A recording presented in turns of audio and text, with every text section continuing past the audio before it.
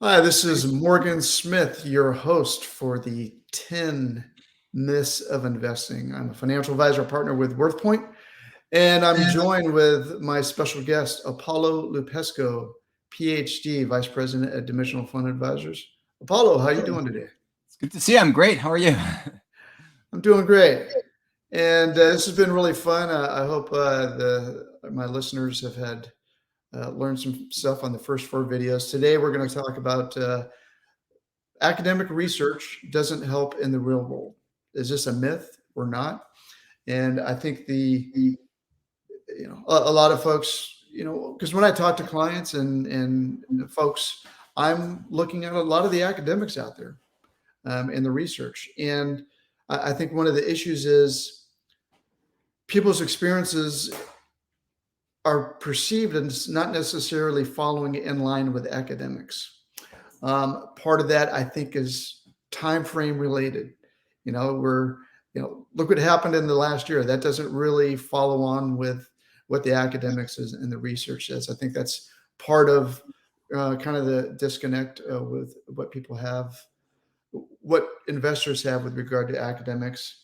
And I think another thing that we need to talk about too is there's a lot of great ideas out there, academically proven, but it's hard to take those ideas sometimes and implement them such that the way you implement them, the cost is lower than the value received by the client. So, with that little introduction on the topic, Apollo, fact or fiction, academic research doesn't help in the real world. Well, I think it's so interesting because, to your point, a lot of folks are looking at academic research and not that they're necessarily seeing the value per se. What's interesting is that it's a bit ignored.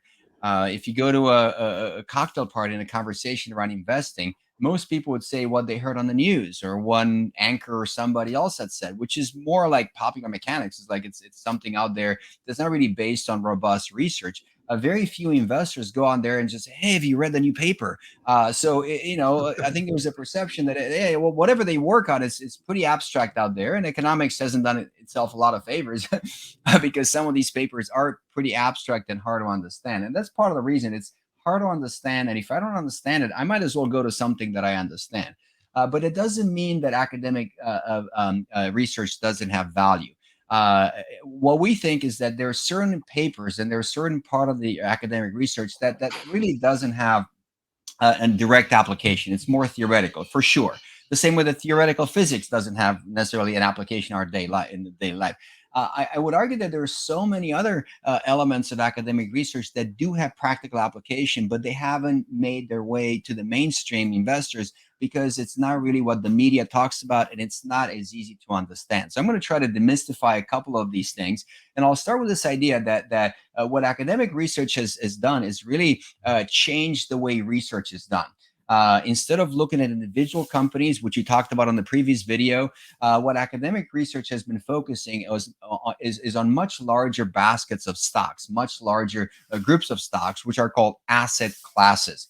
And the analogy here, Morgan, is that you can look at a school of fish, and every fish moves quite randomly. And trying to understand the behavior of each individual fish is really not productive because it's quite random. But you can get a much better sense and understand the behavior of the entire school of fish with a lot more precision. So, in a way, what the academic research has been trying to do is understand the school of fish rather than the behavior of each individual fish in that school. So we know there's going to be some differences about in the way they move, but as a whole, we have a much better sense of the whole group, the whole asset class. And in that respect, what's been really useful for investors is to realize that academic science has delineated and has organized the market based on what we call expected returns, meaning what is it that we expect a particular asset class to do based on some economic theory and data. And one of the books that we have, and I'm sure you're very familiar with, that certainly we can provide a PDF copy to you, and if you think it's appropriate to your clients, it's called the Matrix book, which is a big book of investment data. And we've been using this book for decades, and it's a really phenomenal place to get an understanding of what does it mean to invest in different asset classes. So let's start with the US stock market. So when you look at the US stock market, we use this square to represent all the stocks. And the first delineation that academics have done was based on the size of a company. The large companies, which is typically what you see in the S&P 500, those are large, mature, well-established companies. And it turns out in the U.S. stock market, there are roughly about 2,000 plus other companies that are part of the stock market, but not on the S&P. Give an example, if you look at McDonald's, that's a large a burger chain and it's part of the S&P, but there's also Shake Shack, which is a smaller chain that is not part of the S&P, but it trades in the US stock market. So that would be part of the small caps or the small companies, which are still part of the market but not in the S&P 500. So if you look over the long run in the matrix book and you look at the growth of a dollar in these two different investments, it's quite interesting because if you had invested a dollar in the S&P 500 going back to the 1920s, you would have seen that that $1 would have grown to about $11,000 in the S&P 500, which is a really nice growth in that group of stocks. We talked about it. It's a really mature, robust, and nice growth. $1 from the 1920s to the end of last year, that's a really nice $11,000 growth. Now, had you invested the same dollar in the US market, but not in the large, well-established, mature companies of the S&P, but rather in the small companies which are not part of the S&P, the same dollar over the same time period would have grown based on the dimensional US small cap index in the matrix book to about $41,000. So significantly greater growth. So what we see is that these smaller companies that perhaps they carry more uncertainty, they have more room to grow. They do give investors a higher expected return, and this is certainly visible in the growth of wealth, same dollar, same time period.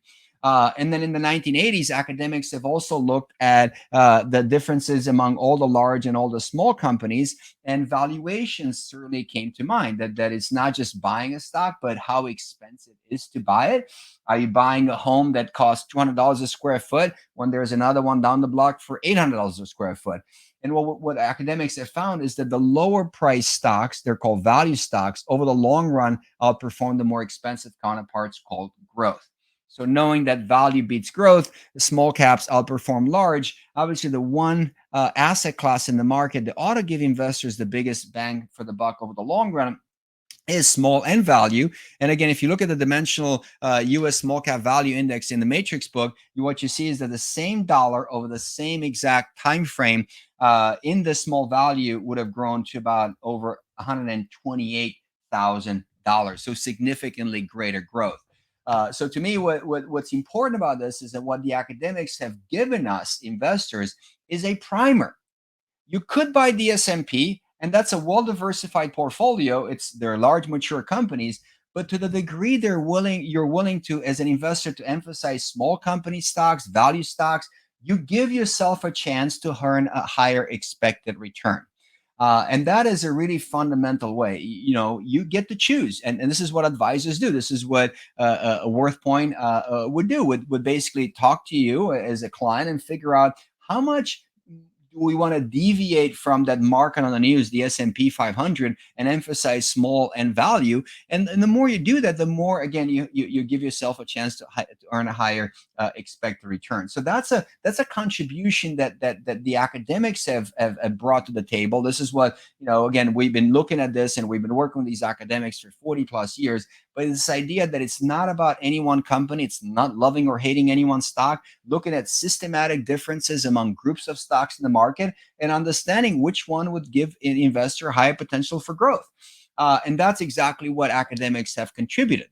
Now, most people haven't heard of this. And it's interesting because that's not what you hear in the media. But also what's really important about this is to understand what is the catch and why wouldn't more people do this, and how come we shouldn't put all the money in small and value, because those are legitimate questions.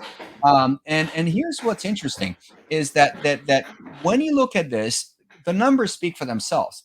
And yet, at the same time, you have to know that on a year by year basis, you have to be prepared that you will not see the results that are expected. So if you look at a 1 year basis, this is 1 year. Let's look at value, for example, outperforming growth. What you see is that over 1 year, roughly about 60% of the years, we saw, yes, indeed, value outperform growth. But what also means is that in 10 years, it's not there. And those years, as an investor, you will be disappointed. And if you pass through one of those years and say, look, value hasn't beaten growth, why am I sticking with this? Maybe I should get out. Then you kind of really miss the point, because it's all about looking at probabilities. And that's what science does. It looks at the odds, statistics, and probabilities rather than certainty or guarantees. And let's say you give your investment strategy 5 years and you look at the value outperforming growth, it becomes about 70% of the time, yes. But even after 5 years, 30% of the time, you're not going to see it. So, that to me speaks to the value of an advisor. An advisor who can do two things. It's one is, to some degree, incorporate large and growth, because there are going to be periods like this. And it's good to have them. It doesn't mean that you have to completely exclude them. But second of all, it speaks to the need to really keep somebody in their seats. And even as they might be disappointed that, hey, it's been a year or 5 years, changing course, it really puts the odds against them. And then to me, that's one of the main reasons that we don't see more retail investors doing it. It's much more of an institutional type of investment strategy, is because you need to have a really good advisor who understands this. And to really look at it, not beyond just 1 year and 5 years. I gave you the numbers for value and growth. Even if you look at 10 years, your odds become even better, closer to 80%. But even after 10 years, 1 in 5 periods, it's not going to be there. And you have to be ready for that. And if you think that, oh, it's been 10 years and I need to change strategy, again, you got to be careful, because we have seen something like this. And the way to keep the odds in your favor is by staying disciplined and working with an advisor like Morgan. So some of the takeaways here, does academic research help? Yes, it appears so, especially over time, and you have to have patience. And that's what I tell my clients about all the time.